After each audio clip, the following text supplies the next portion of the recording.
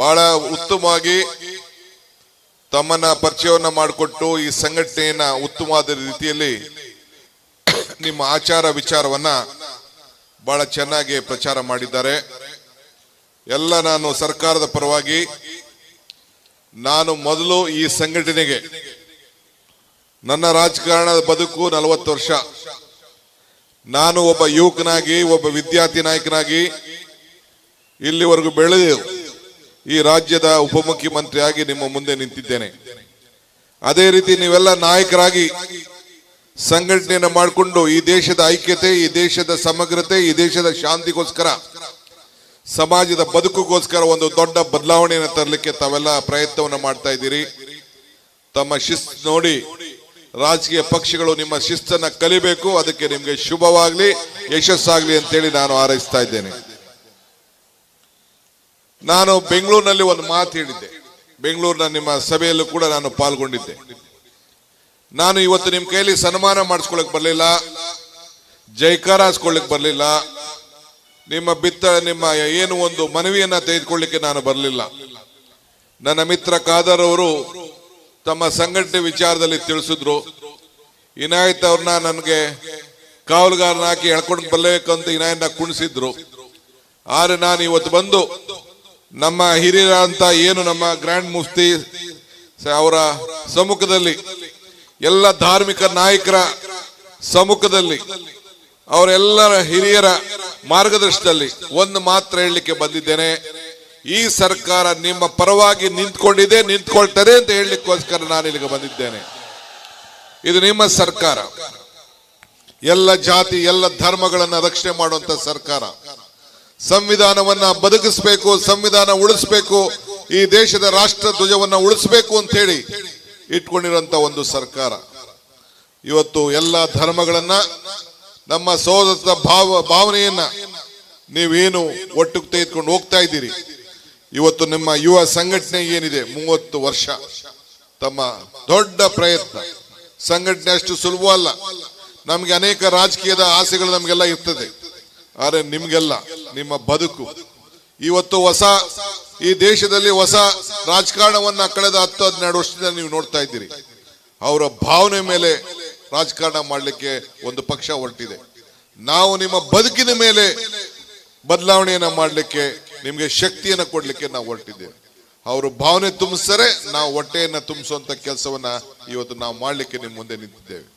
ನಾನು ಬೆಂಗಳೂರಿನಲ್ಲಿ ಒಂದು ಮಾತು ಹೇಳಿದ್ದನ್ನ ಮತ್ತೆ ಇಲ್ಲಿ ಹೇಳಲಿಕ್ಕೆ ನಾನು ಬಯಸ್ತೇನೆ. ಅಲ್ಲಿ ಹೇಳಿದೆ ನಾನು, ಧರ್ಮ ಯಾವುದಾದರೂ ತತ್ವ ಒಂದೇ, ನಾಮ 100 ದೈವ ಒಂದೇ, ಪೂಜೆ ಯಾವುದಾದರೂ ಭಕ್ತಿ ಒಂದೇ, ಕರ್ಮ ಹಲವಾದರೂ ನಿಷ್ಠೆ ಒಂದೇ, ದೇವನೊಬ್ಬ ನಾಮ ಹಲವು. ಇದರಲ್ಲಿ ನಂಬ್ಕೊಂಡು ಬದುಕಿರೋರು ನಾವು. ಈ ಗಾಳಿಲಿ, ಈ ಸೂರ್ಯನ್ಗೆ, ಈ ಚಂದ್ರನಿಗೆ, ಈ ನೀರಿಗೆ ಯಾರಿಗೂ ಕೂಡ ಜಾತಿ ಬಣ್ಣ ಭೇದ ಭಾವ ಇಲ್ಲ. ಇದಿಲ್ಲದೆ ನಾವು ಯಾರು ಬದುಕಲಿಕ್ಕೆ ಸಾಧ್ಯ ಇಲ್ಲ. ಇದಕ್ಕೆ ನಾವು ಒಟ್ಟಾರೆ ಒಂದು ಮಾನವೀಯತೆಯಲ್ಲಿ ನಾವು ಎತ್ತಿ ತೋರಿಸುವಂತ ಕೆಲಸವನ್ನ ಇವತ್ತು ನಾವೆಲ್ಲ ಮಾಡ್ಕೊಂಡು ನಾವು ಬಂದಿದ್ದೇವೆ. ಇವತ್ತು ಸುನ್ನಿ ಸಮುದಾಯದ ಯುವ ಸ್ನೇಹಿತರಿಗೆ ಇಂಥ ಒಂದು ದೊಡ್ಡ ಕಾರ್ಯಕ್ರಮ ನಡೆದಕ್ಕೆ ನಾನು ಮತ್ತೊಮ್ಮೆ ಈ ಸರ್ಕಾರ ಶುಭಾಶಯವನ್ನ ಅರ್ಪಿಸಲಿಕ್ಕೆ ನಾನು ಪ್ರಯತ್ನವನ್ನ ಮಾಡ್ತಾ ಇದ್ದೇನೆ. ಸ್ವರ್ಗ ಎಲ್ಲಿದೆ ಎಂದರೆ ತಂದೆ ತಾಯಿ ಎಲ್ಲಿದೆ ಅನ್ನೋ ಮಾತನ್ನು ಕೂಡ ನಮ್ಮ ಹಿರಿಯರು ಮೊಹಮ್ಮದ್ ಪೈಗರ್ ಸಾಹೇಬ್ರವರು ಇವತ್ತು ನಮಗೆ ಸಾರಿ ಸಂದೇಶವನ್ನು ಕೊಟ್ಟಿದ್ದಾರೆ. ನಮ್ಮ ಕರ್ನಾಟಕ ಮತ್ತು ಭಾರತವನ್ನ ನಾವೆಲ್ಲ ರಕ್ಷಣೆ ಮಾಡಬೇಕಾದ್ದು ನಮ್ಮೆಲ್ಲರ ಕರ್ತವ್ಯ ಇದೆ. ಆದ್ರಿಂದ ಇವತ್ತು ನಾವು ಎಲ್ಲರೂ ಸೇರಿ ಕೈ ಜೋಡಿಸಿ ಇವತ್ತು ನಮಗೆ ಅಧಿಕಾರವನ್ನು ನೀವು ಕೊಟ್ಟಿದ್ದೀರಿ. ನಿಮ್ಮ ಈಗಾಗಲೇ ನಮ್ಮ ಸಲೀದ್ ಅಹಮದ್ ರವರು ಹೇಳಿದ್ರು, ಇವತ್ತು ನಮ್ಗೆ ಈ ಶಕ್ತಿಯನ್ನು ತುಂಬುದು ನಿಮ್ಮೆಲ್ಲರ ಸಂಘಟನೆಯಿಂದ, ನಿಮ್ಮೆಲ್ಲರ ಆಶೀರ್ವಾದದಿಂದ 136 ಸೀಟನ್ನು ತೆಗೆದುಕೊಂಡು ಇಡೀ ದೇಶಕ್ಕೆ ಒಂದು ಬದಲಾವಣೆಯ ತರುವಂತ ಸರ್ಕಾರ, ಎಲ್ಲಾ ವರ್ಗದ ಜನರಿಗೆ ನ್ಯಾಯವನ್ನು ಕೊಡುವಂತ ಒಂದು ಸರ್ಕಾರ ಕರ್ನಾಟಕ ರಾಜ್ಯದಲ್ಲಿ ಇದೆ ಅನ್ನೋದನ್ನ ಇವತ್ತು ಹೇಳಲಿಕ್ಕೆ ನನಗೆ ಬಹಳ ಸಂತೋಷ ಆಗ್ತದೆ. ಇವತ್ತು 1400 ವರ್ಷಗಳ ಹಿಂದೆ ಮೊಹಮ್ಮದ್ ಪೈಗರ್ ಅವರು ಶಾಂತಿಯ ಸೌರತ್ವ ತತ್ವವನ್ನ ಸಾರಿ ಇವತ್ತು ನಮಗೆ ಸಂದೇಶವನ್ನ ಕೊಟ್ಟದನ್ನ ನಾವು ಯಾರು ಮರಲಿಕ್ಕೆ ಸಾಧ್ಯ ಇಲ್ಲ. ಅವ್ರು ಹಾಕೊಟ್ಟಂತ ಬುನಾದಿ, ಅವ್ರು ಹಾಕೊಟ್ಟಂತ ಅಡಿಪಾಯದಲ್ಲಿ ನಾವೆಲ್ಲ ಇವತ್ತು ನಮ್ಮ ಜೀವನವನ್ನ ನಾವು ಮಾಡ್ಕೊಂಡು ನಾವು ಹೋಗ್ತಾ ಇದ್ದೇವೆ. ನಮ್ಮ ಯುವ ಜನಾಂಗದವರು ಒಂದು ಉತ್ತಮವಾದಂತ ಶಿಕ್ಷಣ, ಸೌಹಾರ್ದತೆ ಎಲ್ಲ ಕೂಡ ನಾವೆಲ್ಲ ಕಾಪಾಡಿಕೊಂಡು ಇವತ್ತು ಕಟ್ಟುನಿಟ್ಟಾಗಿ ಶಿಸ್ತಿನ ಸಿಪಾಯಿನಂತೆ ನೀವೆಲ್ಲ ಸೇರಿ ಕೆಲಸವನ್ನ ಮಾಡ್ತಾ ಇದ್ದೀರಿ. ಆದ್ರಿಂದ ಈ ದೇಶ, ಈ ರಾಜ್ಯದ ಯುವಕರ ಆಸ್ತಿ, ಈ ದೇಶದ ಆಸ್ತಿ ನಮ್ಮ ಸಂಸ್ಕೃತಿ. ನೀವು ನಿಮ್ಮ ಸಂಸ್ಕೃತಿಯನ್ನ, ನಿಮ್ಮ ಧರ್ಮವನ್ನ ಕಾಪಾಡ್ಕೊಳ್ಬೇಕು. ಯಾರು ಕೂಡ ನಿಮ್ಮ ಧರ್ಮ, ಯಾವ ಕೂಡ ನಿಮ್ಮ ಆಚಾರ ವಿಚಾರದಲ್ಲಿ ನಾವು ಯಾರು ಕೂಡ ಬಾಯಿ ಹಾಕಬಾರ್ದು. ಇವತ್ತು ಅನೇಕ ಬೇಡಿಕೆಗಳನ್ನ ನಿಮ್ಮ ಸಂಘಟನೆಯವರು ಮನೆಯನ್ನ ಕರ್ನಾಟಕ ಸರ್ಕಾರಕ್ಕೆ ಕೊಟ್ಟಿದ್ದಾರೆ.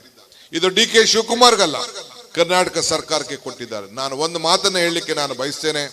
ಈ ಸರ್ಕಾರ, ಈಗಾಗಲೇ ನಾನು ಹೇಳಿದ್ದೇನೆ, ನಿಮ್ಮ ಪರವಾಗಿ ನಿಂತ್ಕೊಂಡು ನಿಮ್ಮ ಸಮಸ್ಯೆಯನ್ನ ಬಗೆಹರಿಸಿ ನಿಮ್ಗೆ ರಕ್ಷಣೆ ಕೊಡುವಂತ ಜವಾಬ್ದಾರಿ ಸಿದ್ದರಾಮಯ್ಯ ನೇತೃತ್ವದ ಕಾಂಗ್ರೆಸ್ ಸರ್ಕಾರ ಈ ದೇಶದಲ್ಲಿ ಇದೆ ಅನ್ನೋದನ್ನ ಈ ಸಂದರ್ಭದಲ್ಲಿ ನಿಮ್ಗೆ ಹೇಳಲಿಕ್ಕೆ ನಾನು ಬಯಸ್ತಾ ಇದ್ದೇನೆ. ಆದ್ರಿಂದ ತಾವೆಲ್ಲ ಯುವ ಜನತೆ ಒಗ್ಗಟ್ಟಿನಿಂದ ಸೌಹಾರ್ದತೆಯನ್ನು ಕಾಪಾಡಿಕೊಂಡು, ಕೋಮುವಾದಿಯಿಂದ ಏನು ಜನರಿಗೆ ತೊಂದರೆ ಆಗ್ತಾ ಇದೆ, ಅನೇಕ ಅವರ ಬೇಡಿಕೆಗಳಲ್ಲಿ ಬೆಂಗಳೂರಿನಲ್ಲಾದಂಥ ಘಟನೆ, ಮಂಗಳೂರಾದಂಥ ಘಟನೆ, ಚಿಕ್ಕಮಂಗ್ಳೂರಲ್ಲಾದಂಥ ಘಟನೆ, ಹುಬ್ಳಿ ಧಾರವಾಡದಲ್ಲಾದಂಥ ಘಟನೆಗಳ ಬಗ್ಗೆ ಪ್ರಾರ್ಥನೆ ಮಾಡಿದ್ರು. ಮಾನಸಿಕವಾಗಿ ನಮಗೆ ನೋವಿದೆ. ಅನೇಕ ಸಂದರ್ಭದಲ್ಲಿ ಆ ವಿಚಾರವನ್ನ ಪ್ರಸ್ತಾವನೆ ಮಾಡಿದಾಗ ನನ್ನ ಮೇಲೂ ಕೂಡ ಅನೇಕ ದೂಷಣೆಗಳಾಯ್ತು. ಆದರೆ ನಾನು ಯಾವುದಕ್ಕೂ ಕೂಡ ಹೆದರಲಿಲ್ಲ. ನನಗೆ ಮುಸ್ಲಿಂ ಬಾಂಧವರು ನನ್ನ ಸಹೋದರರು ಅಂತ ಹೇಳಿದಕ್ಕೆ ಅದ್ರ ಮೇಲೆ ಒಂದು ದೊಡ್ಡ ಟೀಕೆ ಆಯ್ತು. ಇದಕ್ಕೆ ಈ DK ಶಿವಕುಮಾರ್, ಈ ಕನಕಪುರದ ಬಂಡೆ ಎದುರವನಲ್ಲ ಅನ್ನೋ ಮಾತನ್ನು ಕೂಡ ನಾನು ಈ ಸಂದರ್ಭದಲ್ಲಿ ಹೇಳಲಿಕ್ಕೆ ನಾನು ಬಯಸ್ತಾ ಇದ್ದೇನೆ. ದೇಹದಲ್ಲಿ ಶಕ್ತಿ ಇರಬೇಕು, ಮುಖದಲ್ಲಿ ತೇಜಸ್ಸಿರಬೇಕು, ಜೀವನದಲ್ಲಿ ಶಿಸ್ತಿರಬೇಕು. ಇದು ವಿವೇಕಾನಂದರವರು ಹೇಳಿದ್ದಾರೆ. ಎಲ್ಲ ಧರ್ಮವನ್ನು ಒಟ್ಟಿಗೆ ತೆಗೆದುಕೊಂಡು ಹೋಗಬೇಕು ಅಂತ ವಿವೇಕಾನಂದ ಹೇಳಿದ್ದಾರೆ. ಯಾವುದೇ ಜಾತಿ, ಯಾವುದೇ ಧರ್ಮದ ಗುರುಗಳು ಇವತ್ತು ಎಲ್ಲರೂ ಕೂಡ ಶಾಂತಿಯ ಸಂದೇಶವನ್ನ ಸಾರಿದ್ದನ್ನು ನಾವೆಲ್ಲೂ ಕೂಡ ನಾವು ಮರಲಿಕ್ಕೆ ಸಾಧ್ಯ ಇಲ್ಲ. ಆದ್ರಿಂದ ಈ ದೇಶದಲ್ಲಿ ಐಕ್ಯತೆ, ಸಮಗ್ರತೆ, ಶಾಂತಿಯನ್ನು ನಾವು ಕಾಪಾಡಲಿಕ್ಕೆ ಮತ್ತೆ ಒಟ್ಟಿಗೆ ಮಾಡೋಣ. ಇವತ್ತು ಈ ಜಿಲ್ಲೆಯಲ್ಲಿ, ವಿಶೇಷವಾಗಿ ಮಂಗಳೂರು ಈ ಭಾಗದಲ್ಲಿ, ಈ ದಕ್ಷಿಣ ಕನ್ನಡದ ಜಿಲ್ಲೆಯಲ್ಲಿ ಬಹಳ ಅಚ್ಚುಕಟ್ಟಾಗಿ ತಮ್ಮ ಭಾಷೆ, ತಮ್ಮ ಸಂಸ್ಕೃತಿ, ತಮ್ಮ ಆಚಾರ ವಿಚಾರವನ್ನ ಬಹಳ ಗೌರವದ ರೀತಿಯಿಂದ ನಡ್ಕೊಂಡು, ವಿಶೇಷವಾಗಿ ಶಿಕ್ಷಣ ಕ್ಷೇತ್ರದಲ್ಲಿ ನಿಮ್ಮದೇ ಆದಂತ ಒಂದು ದೊಡ್ಡ ಇತಿಹಾಸ ಇದೆ. ಆರ್ಥಿಕ ಕ್ಷೇತ್ರದಲ್ಲಿ ಒಂದು ಇತಿಹಾಸ ಇದೆ. ನಮ್ಮ ಆರೋಗ್ಯ ಕ್ಷೇತ್ರದಲ್ಲಿ ಒಂದು ದೊಡ್ಡ ಇತಿಹಾಸ ಇದೆ. ಅಂತ ನೆಲದಲ್ಲಿ ತಮ್ಮ ಸಂಘಟನೆ ಬಹಳ ಪ್ರಭುವ ಇದೆ. ಮುಂದಕ್ಕೆ ಎಲೆಕ್ಷನ್ಸ್ ಬರ್ತದೆ. ನಾನು ಎಲೆಕ್ಷನ್ಸ್ ವಿಚಾರ ಮಾತಾಡೋದಿಲ್ಲ. ಇದು ನಿಮ್ಮ ಕರ್ತವ್ಯ. ಈ ದೇಶವನ್ನ ರಕ್ಷಣೆ ಮಾಡಬೇಕು, ಈ ದೇಶನ ಉಳಿಸಬೇಕು. ಎಲ್ಲರೂ ಕೂಡ ಒಗ್ಗೂಡಿ ನಾವೆಲ್ಲ ಈ ದೇಶವನ್ನ ರಕ್ಷಣೆ ಮಾಡುವಂತ ಕೆಲಸವನ್ನ ನಾವು ಮಾಡಬೇಕು. ಆದ್ರಿಂದ ಎಲ್ಲ ಯುವಕರಿಗೆ ನಾನು ಕೇಳ್ಕೊಳ್ಳೋದು ಇಷ್ಟೇ, ಬಹಳ ಹಿರಿಯರು, ಧಾರ್ಮಿಕ ಗುರುಗಳು ಎಲ್ಲ ಕೂಡ ಈ ವೇದಿಕೆಯಲ್ಲಿದ್ದಾರೆ. ನಿಮ್ಮ ಆಶೀರ್ವಾದ ನಮ್ಮ ಸರ್ಕಾರದ ಮೇಲೆ ಇರಲಿ. ನಾವು ನಿಮ್ಮ ಜೊತೆಯಲ್ಲಿ ಇದ್ದೇವೆ ಅನ್ನೋ ಮಾತನ್ನ ಹೇಳಿ ಬಹಳ ಸಂತೋಷದಿಂದ ಬಂದು ಈ ಕಾರ್ಯಕ್ರಮವನ್ನು ನಾನು ಉದ್ಘಾಟನೆಯನ್ನು ಮಾಡಿದ್ದೇನೆ. ನಾನು ಬೆಂಗಳೂರಿನಿಂದ ಮೈಸೂರು, ನಾನು ಮುಖ್ಯಮಂತ್ರಿಗಳು ಮೈಸೂರಿಗೆ ಹೋಗಿದ್ದು, ಪಿರಿಯಾಪಟ್ಟಣಕ್ಕೆ ಒಂದು ಕಾರ್ಯಕ್ರಮಕ್ಕೆ ಹೋಗಿದ್ದು. ಅಲ್ಲಿಂದ ಬಂದು ಮೈಸೂರಿಂದ ಬಂದು ಎಷ್ಟೊತ್ತಾಲಿ ನನ್ನ ಮಿತ್ರ ಖಾದರ್ ಅವರು ಹೇಳಿದ್ರು. ಖಾದರ್ ಅವರು ನಮ್ಮ ಒಬ್ಬ ಹಿರಿಯ ನಾಯಕ. ಅವರ ತಂದೆ ಕೂಡ ನನ್ನ ಜೊತೆ ಶಾಸಕರಾಗಿದ್ದು. ಅವರು ನನಗೆ ಬರಲೇಬೇಕು, ಈ ಕಾರ್ಯಕ್ರಮಕ್ಕೆ ತಮ್ಮನ್ನು ಉದ್ದೇಶಿಸಿ ಮಾತನಾಡಲೇಬೇಕು, ಈ ಕಾರ್ಯಕ್ರಮದಲ್ಲಿ ಭಾಗಿಯಾಗಬೇಕು ಅಂತ ಕೇಳ್ಕೊಂಡ್ರು. ಬಹಳ ಸಂತೋಷದಿಂದ ಬಂದು ಎಲ್ಲ ನನ್ನ ಸಹೋದ್ಯೋಗಿಗಳು, ನಮ್ಮ ಪಕ್ಷದ ಮುಖಂಡಗಳು ಎಲ್ಲ ಕೂಡ ಬಂದಿದ್ದಾರೆ. ಅವ್ರಿಗೆ ಈ ಸಂದರ್ಭದಲ್ಲಿ ಶುಭವಾಗ್ಲಿ. ಅವ್ರಿಗೆ ನಿಮ್ಮೆಲ್ಲ ತರದ ಆಶೀರ್ವಾದ ಇರಲಿ. ನಾವು ನಿಮ್ಮ ಜೊತೆ ಇದ್ದೇವೆ ಅಂತ ಮಾತನ್ನ ಹೇಳಿ ಮತ್ತೊಮ್ಮ ಎಲ್ಲ ಧರ್ಮಪೀಠದ ನಮ್ಮ ಗುರುಗಳ ಆಶೀರ್ವಾದವನ್ನು ಬೇಡ್ತಾ ನನ್ನ ಮಾತನ್ನು ಮುಗಿಸ್ತೇನೆ. ಜೈ ಹಿಂದ್, ಜೈ ಕರ್ನಾಟಕ, ಜೈ ಯುವ ಸಂಘಟನೆ.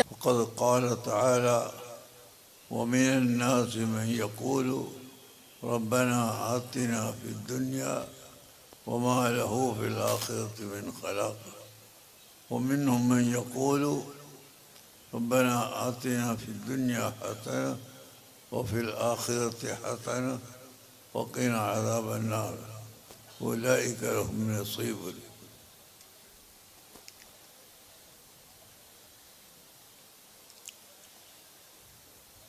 ബഹുമാനമുള്ള സാദാത്തുക്കൾ, പണ്ഡിതന്മാർ, ബഹുമാനപ്പെട്ട ഉപമുഖ്യമന്ത്രി DK ശിവകുമാർ, മറ്റ് വിശിഷ്ട അതിഥികൾ, ഞാൻ കാര്യക്രമത പഠിക്കാത്തത് വളരെ മോശമായിപ്പോയി. ഏതായാലും കർണാടക ഭാഷ അറിയില്ല. രണ്ട് വാക്ക് മലയാളത്തിൽ സംസാരിക്കുകയാണ്. പിന്നെ ഇവർക്കൊക്കെ മലയാളം അറിയൂ.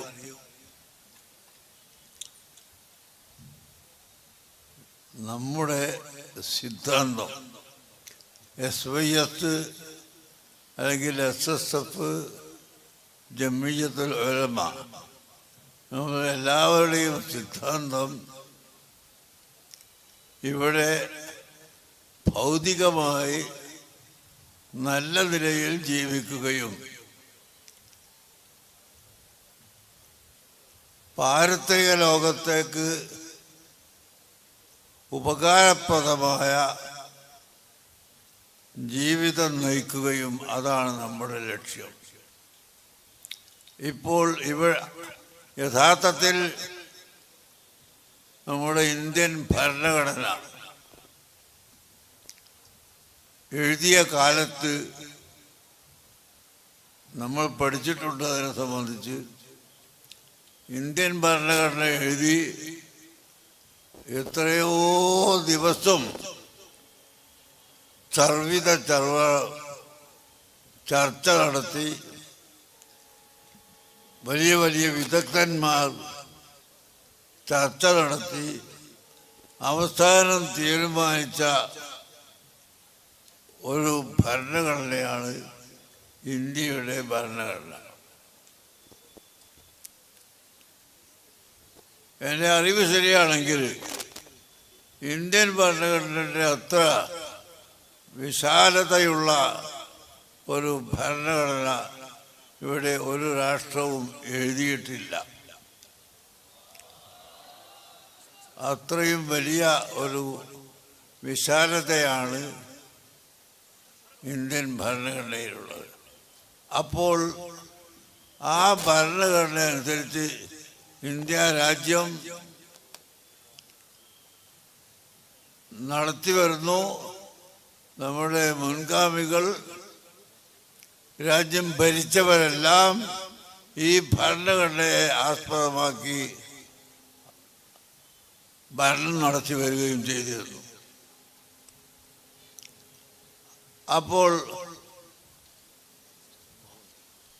ഇവിടെ എല്ലാവരും കുറേ ആളുകൾ റോട്ടിലൂടെ വസ്ത്രം ധരിക്കാതെ നടന്നു കണ്ടാൽ എല്ലാവരും അങ്ങനെ വസ്ത്രം ധരിക്കാതെ നടക്കണം എന്ന് പറയാൻ ഇവിടെ ആർക്കും അധികാരമില്ല. ആർക്കും അധികാരമില്ല. അപ്പോ സ്ത്രീകളുടെ ജിൽബാബിനെ സംബന്ധിച്ച് നമ്മൾ ഷാഫി സൈദി ആയത്തൊക്കെ ഓതി. ഈ ആയത്തൊന്നും ഓതി ഇവരോട് കേൾപ്പിച്ചിട്ട് കാര്യമില്ല. ആദ്യമായി നമുക്ക് പറയാനുള്ളത്, ഏത് സമുദായത്തിനും ഇവിടെ ആ സമുദായത്തിൻ്റെ ആശയവും ആദർശവും നിലനിർത്തി ജീവിക്കാനുള്ള പൂർണ്ണ സ്വാതന്ത്ര്യം ഇന്ത്യൻ ഭരണഘടന നൽകിയിട്ടുണ്ട്. ആ ഭരണഘടന അനുസരിച്ച് ഇവിടെ ജീവിച്ചേ പറ്റൂ. ആര് ഭരിച്ചാലും ഭരണം നിങ്ങൾക്ക് ഇഷ്ടമുള്ളതുപോലെ ആർക്ക് കിട്ടുന്നോ ആർക്കും ഭരിക്കാം. ഈ മൗലികമായ തത്വം ഒരിക്കലും കൈവിടാൻ അനുവദിക്കുകയില്ല എന്നാണ് നമുക്ക് പറയാനുള്ളത്. അപ്പോൾ മുസ്ലിം സമുദായത്തിന് ഒരു ആചാരമുണ്ടെങ്കിൽ അത് അവരർത്ഥം, ഹൈന്ദവർക്കും ക്രൈസ്തവർക്കും വേറെ ഉള്ള ആളുകൾക്ക്, ബുദ്ധനും ജൈനനും മറ്റ് പാർട്ടികളും കക്ഷികളും ഉണ്ടെങ്കിൽ അവർക്കും അവരുടെ മതം അനുസരിച്ച് ജീവിക്കാനും പ്രവർത്തിക്കാനുമുള്ള സ്വാതന്ത്ര്യം ഇവിടെ പൂർണ്ണമായി ഇന്ത്യൻ ഭരണഘടന അനുവദിച്ചിട്ടുണ്ട്. അതനുസരിച്ച് നമുക്ക് ജീവിക്കണം. അതാണ് നമുക്ക് SYSനും എല്ലാ സംഘടനക്കും പറയാനുള്ളത്. ബഹുമാനപ്പെട്ട ഉപമുഖ്യമന്ത്രി ഉപ എന്നുള്ളത് കുറച്ച് കഴിയുമ്പോൾ പോകും അല്ലേ? ഉപ നോ ഉപ, ഇപ്പോൾ ഉപ, നെക്സ്റ്റ് ഉപ നോ ഉപ. അപ്പോ ഡയറക്റ്റ് മുഖ്യമന്ത്രി. അപ്പോ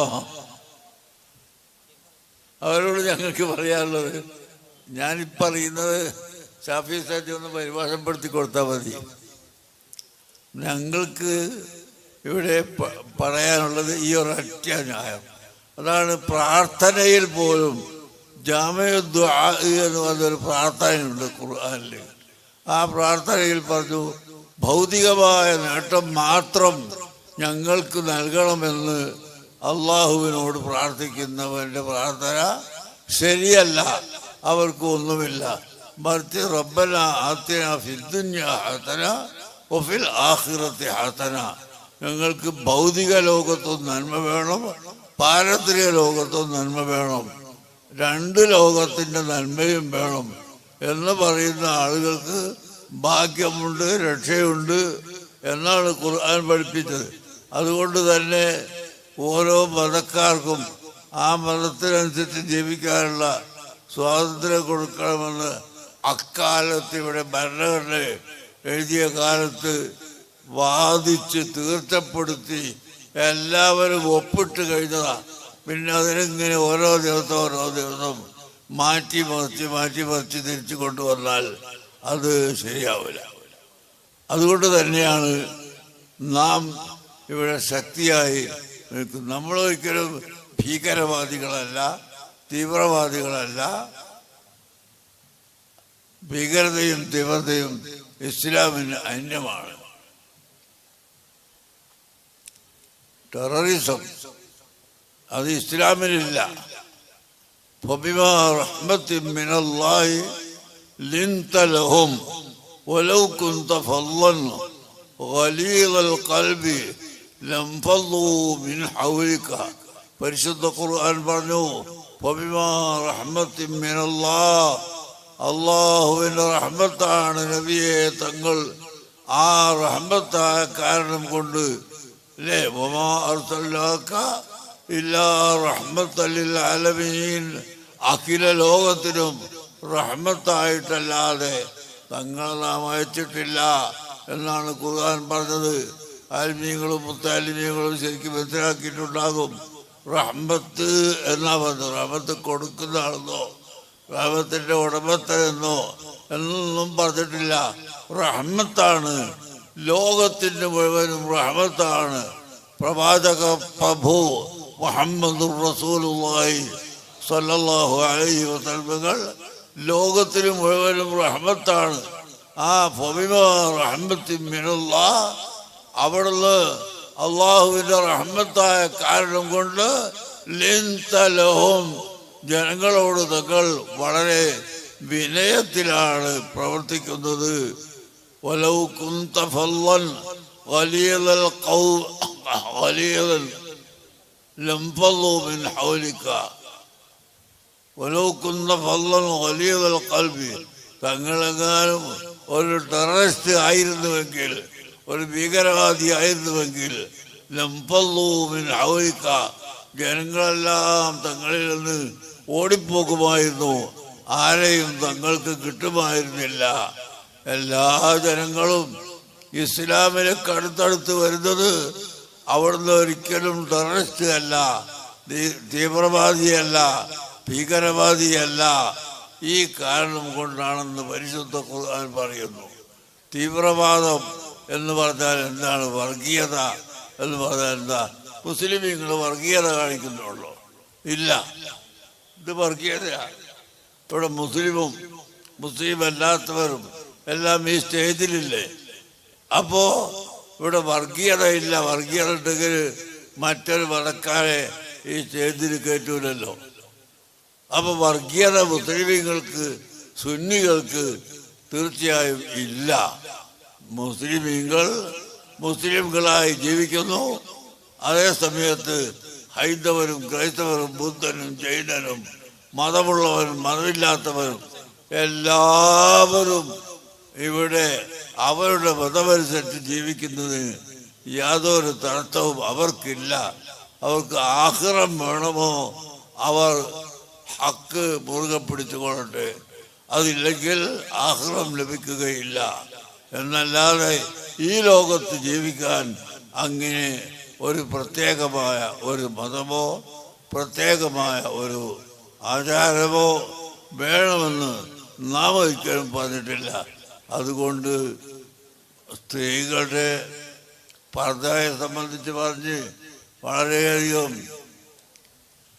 ശക്തിമത്തായ നിലക്ക് നമ്മൾ പറഞ്ഞു. ഒരു പർദ്ദ മാത്രമല്ല, ഒരു സംഗതിയും ഇവിടെ മുസ്ലിം സമുദായം എങ്ങനെ ജീവിക്കുന്നോ ആ നിലക്ക് മുസ്ലിം ഇങ്ങനെ ജീവിക്കാൻ അനുവദിക്കുക, ക്രൈസ്തവർ എങ്ങനെ ജീവിക്കുന്നുവോ അത് ജീവിക്കാൻ അവരെ അനുവദിക്കുക, മറ്റു മതക്കാർ എങ്ങനെ ജീവിക്കുന്നുവോ അവരെ അതിനു വേണ്ടി അനുവദിക്കുക. അതാണ് യഥാർത്ഥത്തിൽ ഇവിടുത്തെ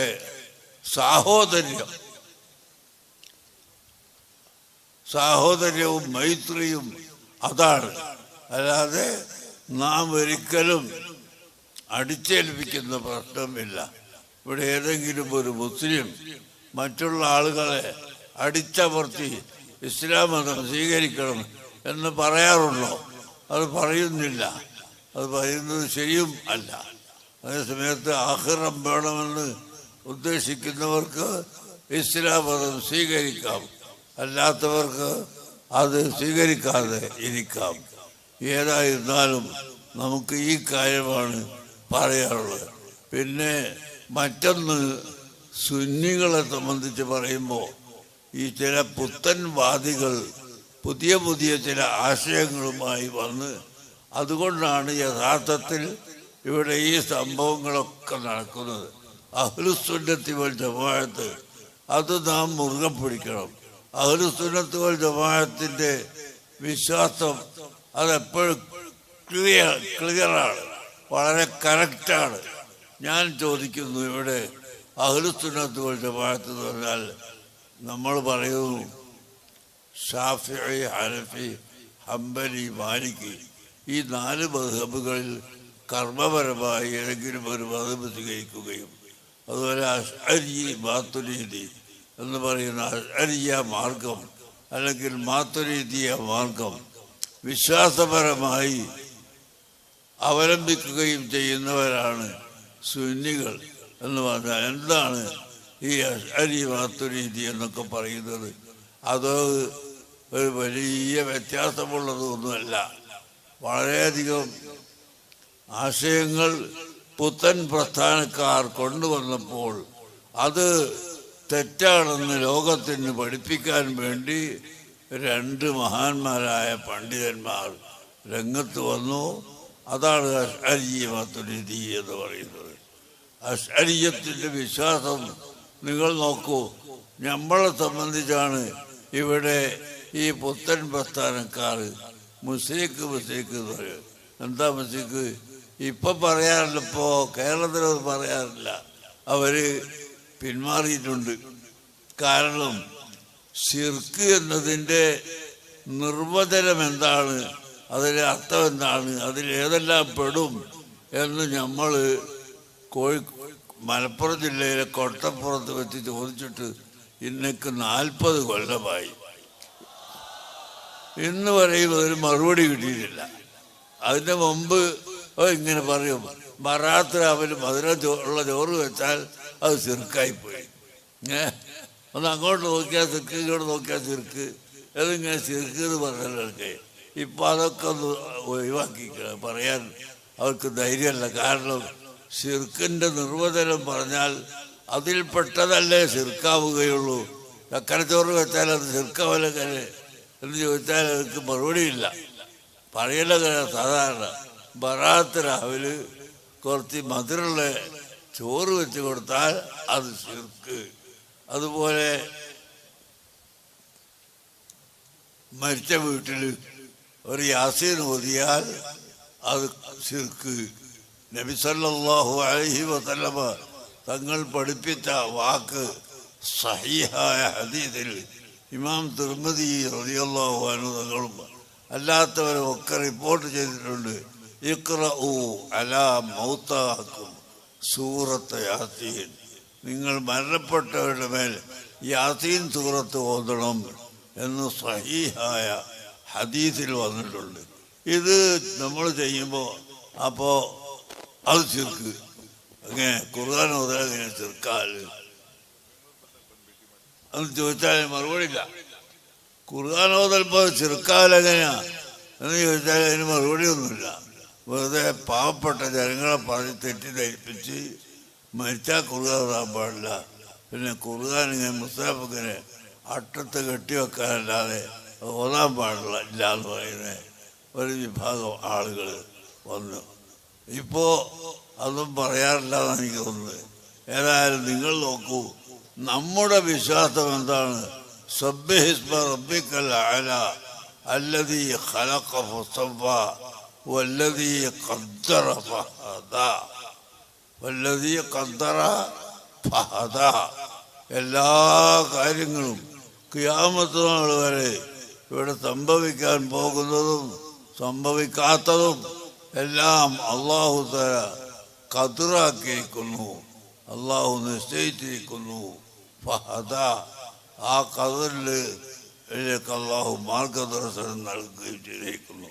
അപ്പോൾ അള്ളാഹുവിൻ്റെ ഖദാ കൂടാതെ അള്ളാഹുവിൻ്റെ ഖദർ കൂടാതെ ഇവിടെ ഒരു സംഭവവും ഉണ്ടാകുന്നതല്ല എന്നാണ് നമ്മൾ വിശ്വസിക്കുന്നത്.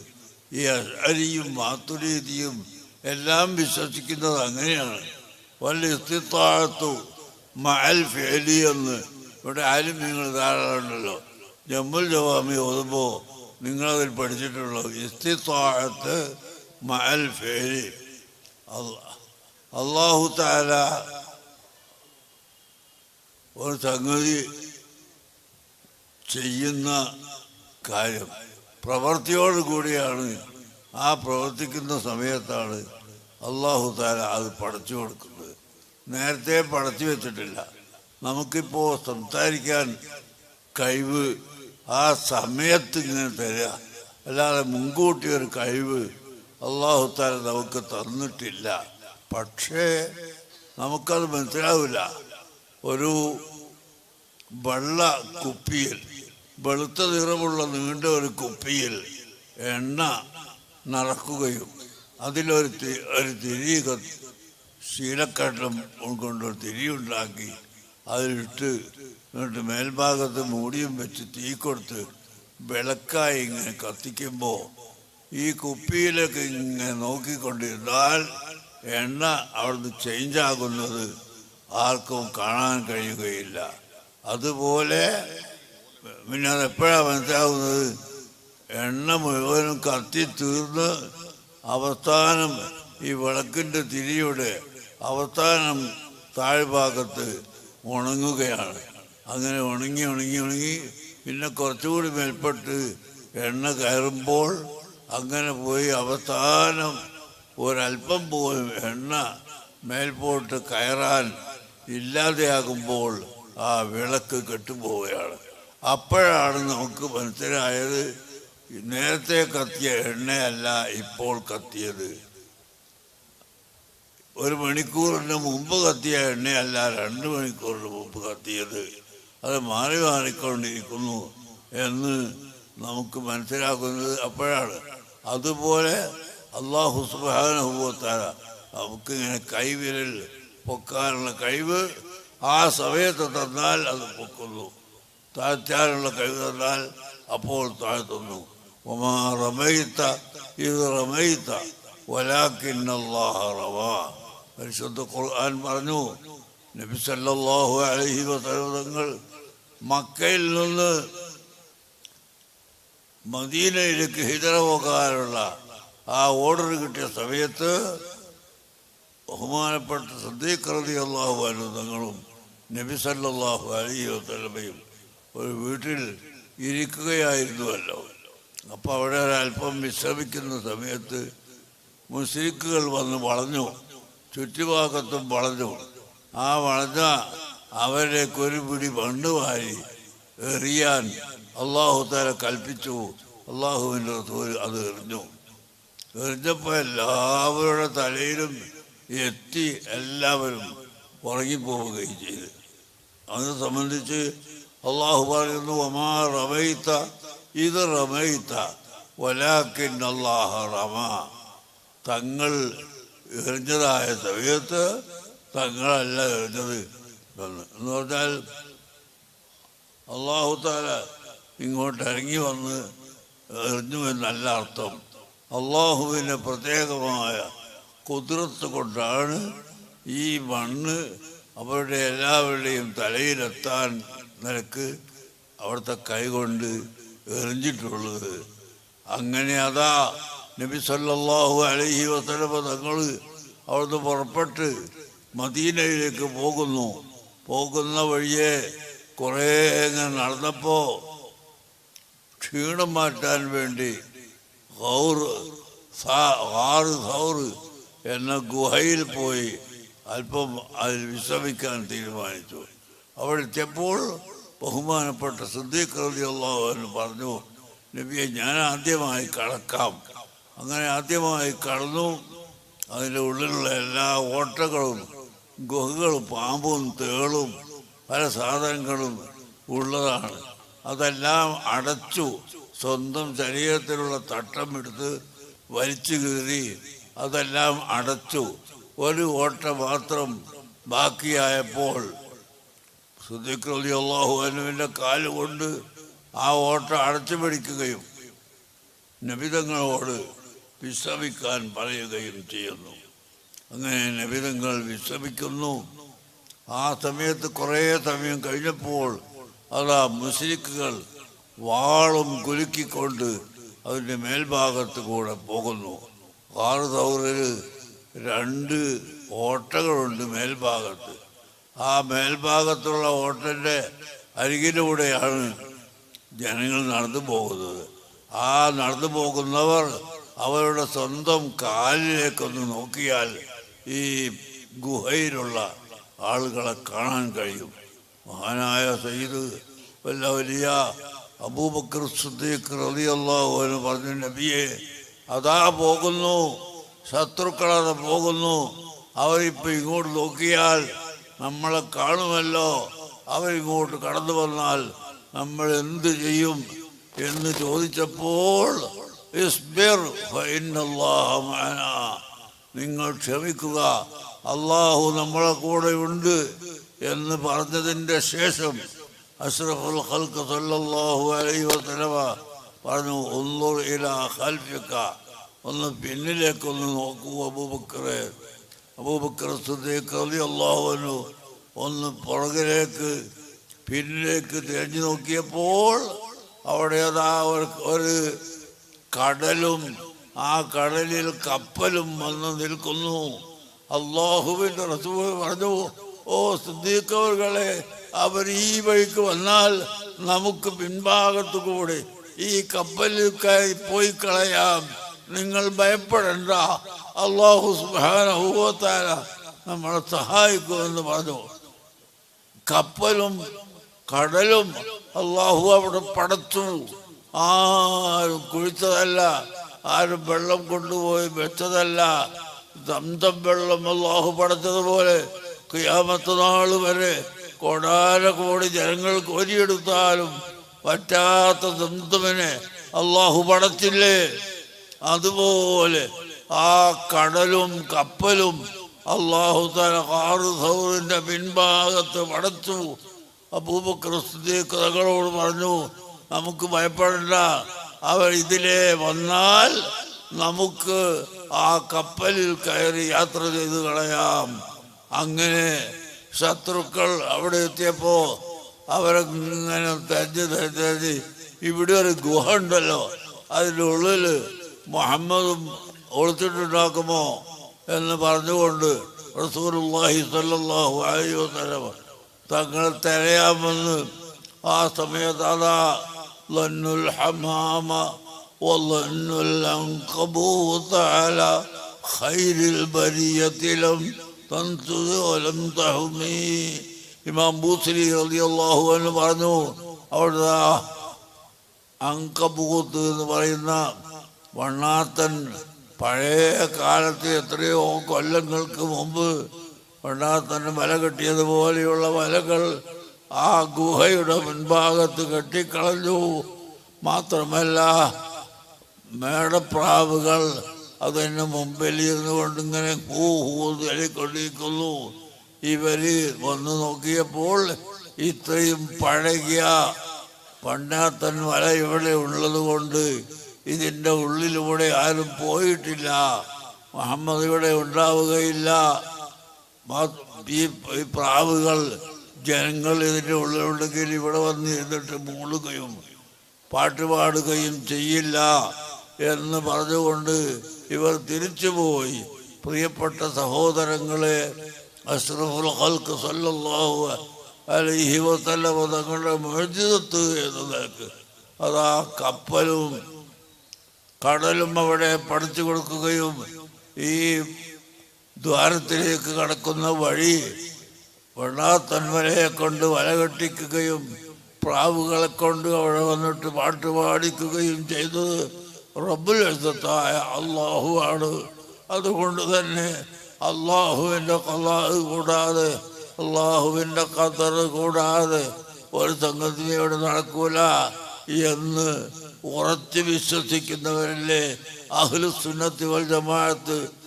ഏത് കാര്യങ്ങളും എപ്പോൾ ചെയ്യുന്നുവോ ആ ചെയ്യുന്ന സമയത്ത് മാത്രം അള്ളാഹു തആല പടച്ചു തരികയാണ്, മുൻകൂട്ടി പടച്ച് സ്റ്റോക്ക് ചെയ്ത് വെച്ചിട്ടില്ല എന്ന് വിശ്വസിക്കുന്ന നമ്മളെ സംബന്ധിച്ച് ഇവൻ ഒരു യാസീൻ ഓതുമ്പോഴേക്ക് ശിർക്ക് എന്ന് പറഞ്ഞാൽ അവൻ്റെ പിന്നാലെ പോകുന്ന മനുഷ്യനേക്കാൾ വിഡ്ഢിയായ ആൾ പിന്നെ വേറെ ആരെങ്കിലും ഉണ്ടോ? അതുകൊണ്ട് സുന്നത്ത് ജമാഅത്തിൻ്റെ എതിരാളികളുടെ ഈ ചപ്പഴാച്ചികളൊക്കെ ചവറ്റ് കൊണ്ട് കൊട്ടയിൽ എറിയാൻ വേണ്ടി അവർ നോക്കട്ടെ. സുന്നത്ത് ജമാഅത്തിൻ്റെ കുട്ടികളെ അതിന് കിട്ടുകയില്ല. ഇൻഷാ അല്ലാഹ്. അല്ലാഹു സുബ്ഹാനഹു വ തആല നമുക്ക് ഇവിടെ അഹ്ലുസുന്നത്ത് വൽ ജമാഅത്തിനെ ശക്തിപ്പെടുത്താനും ആവശ്യമായ പ്രവർത്തനങ്ങൾ ചെയ്യാനും തൗഫീഖ് നൽകുമാറാവട്ടെ. ഇവിടെ സുന്നികൾക്ക് സാന്ത്വന കേന്ദ്രം ഉണ്ടാക്കണം. അതിന്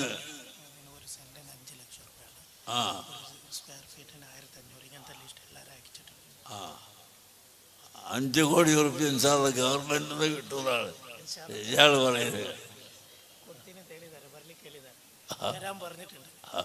ഇൻഷാല്ലാഹ് കിട്ടിയെങ്കിൽ ആയി. നമുക്ക് അതിൽ പങ്കാളികളാണെങ്കിൽ ഒരു സെന്റിന് 5 ലക്ഷം രൂപ. അല്ലാഹ് വലിയ വേണ്ട സത്താണല്ലോ. പ്രവർത്തകർക്ക് സ്ക്വയർ ഫീറ്റ് 1500 രൂപ കടലാസൊക്കെ അങ്ങോട്ട് കൊടുത്തയച്ചിട്ടുണ്ട്. എല്ലാവരും അതിലിട്ട് തരും. ഞാൻ ഇൻഷാല്ലാഹ് ഇവരൊക്കെ ഉണ്ടല്ലോ അവിടെ. അവൾ അതൊക്കെ ഒക്കെ ഉണ്ട് ഇവിടെ. കുറേ സെന്റുകൾ അവരും തരും.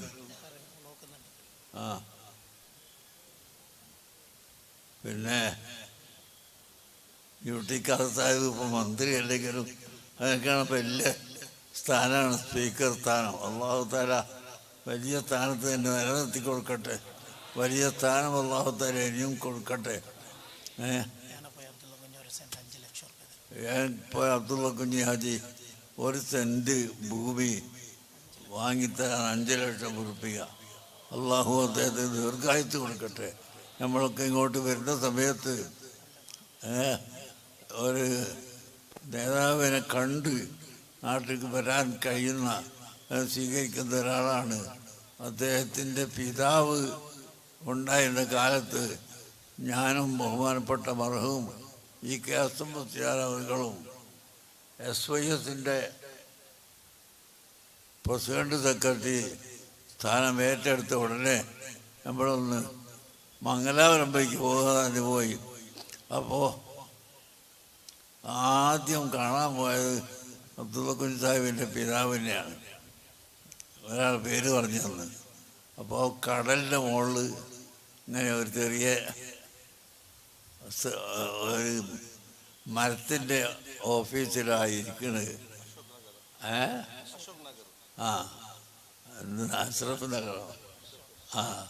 ഏതായാലും അദ്ദേഹത്തിനോട് ആരോ പോയി പറഞ്ഞിങ്ങനെ കുറച്ച് ആളുകൾ വന്നിട്ടുണ്ട്. എന്നാൽ പിരിവിന് വന്നതാണ്, അതുകൊണ്ട് വരണ്ടെന്ന് പറയല്ലേ ചില ആളുകൾ ചെയ്തത്. അത് നേരെ മറിച്ച് മൂപ്പര അവിടുന്ന് അകത്തത് കൊണ്ട് എഴുന്നേറ്റ് വന്ന് പുറത്തൊക്കെ വന്ന് ഞങ്ങളെ സ്വീകരിച്ച്, ഞങ്ങളെ പരിചയമല്ല മുസ്ലിയാർ മർഹൂം അവരെയും എന്നെയും തീരെ പരിചയമല്ല. ഞങ്ങൾ ഇൽമിൻ്റെ അയൽക്കാർ എന്ന നിലക്ക് മാത്രം അദ്ദേഹം എഴുന്നേറ്റ് വന്ന് ഞങ്ങളെ കൂട്ടി അകത്തേക്ക് കൊണ്ടുപോയി ചായയൊക്കെ തന്നിട്ട് അന്നത്തെ വലിയ ഒരു സംഖ്യ നമ്മളെ SYS പ്രവർത്തനത്തിന് തന്നിട്ടുള്ള ആളാണ്. അള്ളാഹു അദ്ദേഹത്തിൻ്റെ ഖബർ വെളിച്ചമാക്കി കൊടുക്കട്ടെ. അള്ളാഹു അദ്ദേഹത്തിൻ്റെ ഖബറിനെ വിശാലമാക്കി കൊടുക്കട്ടെ. അബ്ദുള്ള കുഞ്ഞി ഹാജിക്ക് അള്ളാഹു തആല ആഫിയത്തുള്ള ദീർഘായുസ്സ് കൊടുക്കട്ടെ. ഫാറൂഖ് സാഹിബ് 2 സെന്റ് അല്ലേ? അത്രേ പറഞ്ഞ 2 നിങ്ങൾ തെക്കുപേര് ചെല്ലിയോടല്ലേ വേഗം പറയും. ഞാൻ ചോദിക്കുകയാണ്,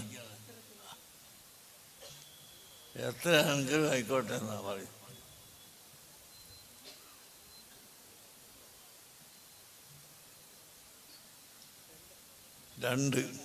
എൻ്റെ തൊള്ളയിൽ നിന്ന് അങ്ങനെ വീഴും. അപ്പം പിന്നെ അത് കുറയ്ക്കാൻ പറ്റില്ലല്ലോ. 10 ലക്ഷം റുപ്യ കിട്ടും. ഫാറൂഖ് സാഹിബിന് അല്ലാഹു തആല നല്ല അഭിവൃദ്ധി കൊടുക്കട്ടെ. ആ സംഭാവനയുടെ പ്രതിഫലം അവർ മരണപ്പെട്ടു പോയ മാതാപിതാക്കൾക്ക് അല്ലാഹു തആല നൽകട്ടെ. അല്ലാഹു തആല അവരുടെ എല്ലാ പ്രവൃത്തിയിലും ഖൈറും ബർക്കത്തും ആഫിയത്തും ചെയ്തു കൊടുക്കട്ടെ. ആമീൻ. അതുപോലെ മുഹമ്മദ് ഹാജി ആണ് നമുക്ക് ഈ സ്ഥലം തന്ന ആള്. ഈ സ്ഥലമല്ല, ഇവിടെ 1/2 ഏക്കർ സ്ഥലം വെറുതെ തരികയും പിന്നെ മസ്ജിദിന് സ്ഥലം തരികയൊക്കെ ചെയ്തത് മുഹമ്മദ് ഹാജിയാണ്. അല്ലാഹു സുബ്ഹാനഹു വ തആല അദ്ദേഹത്തിന് ബർക്കത്ത് ചെയ്ത് കൊടുക്കട്ടെ. ഇനായത്ത് അലി ഉണ്ടോ?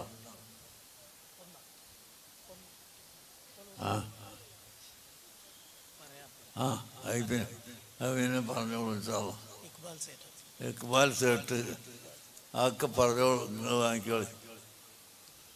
ഇക്ബാൽ സേട്ട് നമ്മൾ ഇവിടെ എത്തിച്ച് അവരെ വിഷമിപ്പിക്കണ്ട. അല്ലാഹു സുബ്ഹാനഹു വ തആല നമുക്കെല്ലാവർക്കും ഈമാൻ സലാമത്താക്കി തരട്ടെ. ഈമാനെ മുറുകെ പിടിച്ച് മരിക്കാനുള്ള തൗഫീഖ് അല്ലാഹു നൽകട്ടെ. അൽഹംദുലില്ലാഹി റബ്ബിൽ ആലമീൻ. اللهم صل على سيدنا محمد وعلى آل سيدنا محمد. اللهم اجعل جمعنا هذا جمعا مرحوما وتفرقنا من بعده تفرقا معصوما. اللهم اشفنا واشف مرضانا يا شافي المرضى. ربنا آتنا في الدنيا حسنة وفي الآخرة حسنة وقنا عذاب النار. وصلى الله على خير خلقه سيدنا محمد وآله وصحبه أجمعين. ഇക്ബാൽ സേട്ട് ഒരു സെന്റ് അല്ലാഹു തആല അദ്ദേഹത്തിന് ബർക്കത്ത് ചെയ്ത് കൊടുക്കട്ടെ. അദ്ദേഹത്തിൻ്റെ മാതാപിതാക്കൾക്ക് ഇതിൻ്റെ പ്രതിഫലത്തെ അല്ലാഹു എത്തിച്ചു കൊടുക്കട്ടെ. ഞാൻ നീട്ടി സംസാരിക്കുന്നില്ല. ഇപ്പം ഇത്രയും തന്നെ സംസാരിക്കാൻ കഴിയുമല്ലോ. നിങ്ങൾക്ക് എല്ലാവർക്കും അറിയാലോ. അല്ലാഹു നിങ്ങളെ ദുആ കൊണ്ട് മുഅ്മിനീങ്ങളെ ദുആ കൊണ്ടാണ് ഞാൻ മടങ്ങിയെത്തിയത്. അങ്ങേയറ്റത്തെ സുഖമില്ലായിരുന്നു. അല്ലാഹു സുബ്ഹാനഹു വ തആല എന്നെ മടക്കി കൊണ്ടുവന്നത് മുഅ്മിനീങ്ങളായ നിങ്ങളുടെ ദുആ കൊണ്ടാണ്. അല്ലാഹു സുബ്ഹാനഹു വ തആല നമ്മുടെ ദുആ കബൂൽ ചെയ്യട്ടെ. അല്ലാഹുവിൻ്റെ ദീനിന് വേണ്ടി ദീർഘായുസ്സ് അല്ലാഹു നമുക്ക് പ്രദാനം ചെയ്യട്ടെ. വസല്ലല്ലാഹു അലാ സയ്യിദിനാ മുഹമ്മദ് ആലിഹി വസഹബിഹി. മദ്രസാദാത്ത് തങ്ങളവരുകളൊക്കെ ഉണ്ട് ഇവിടെ പ്രസംഗിക്കാൻ. അതുകൊണ്ട് ഞാൻ വേഗം നിർത്തുക.